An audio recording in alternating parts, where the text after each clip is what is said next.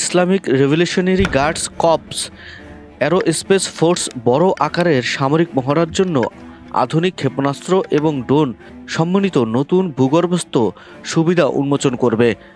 গেল সোমবার ৬ জানুয়ারি সংবাদ সম্মেলনে এ তথ্য জানান আইজিআরসির মুখপাত্র জেনারেল আলী মোহাম্মদ নাইনি।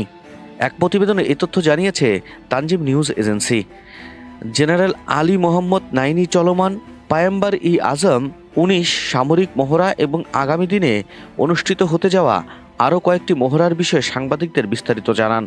তিনি বলেন, মহড়ার সময় আইআরজিসি অ্যারোস্পেস ফোর্স মিসাইল ও ড্রোন সিটিস উন্মোচন করবে। একই সময়ে ইরানের দক্ষিণে একটি ভূগর্ভস্থ শহর এবং ক্ষেপণাস্ত্রবাহী জাহাজ উন্মোচন করা হবে।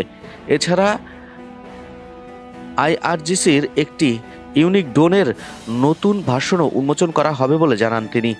মোহাম্মদ নাইনি বলেন, আইআরজিসির বাহিনী আগামী ১৮ থেকে ২৩ জানুয়ারির পারস্য উপসাগরে একটি সামরিক মহড়ার আয়োজন করবে।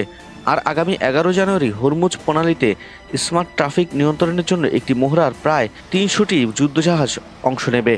তিনি আরও জানান, আগামী ২৭ জানুয়ারির মহড়ায় প্রায় ২,০০০ সামরিক ও বেসামরিক জাহাজ অংশগ্রহণ করবে। এছাড়াও একটি বৃহত্তম নৌ কুচকাওয়াজ অনুষ্ঠিত হবে।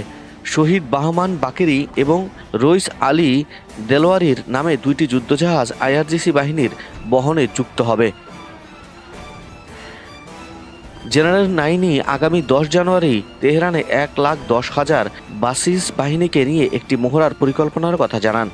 আইআরজিসির মুখপাত্র আরও বলেন, ইরান যে কোনো মাত্রার বড় ধরনের কঠিন যুদ্ধের জন্য অনেক আগে থেকেই পুরোপুরি প্রস্তুত।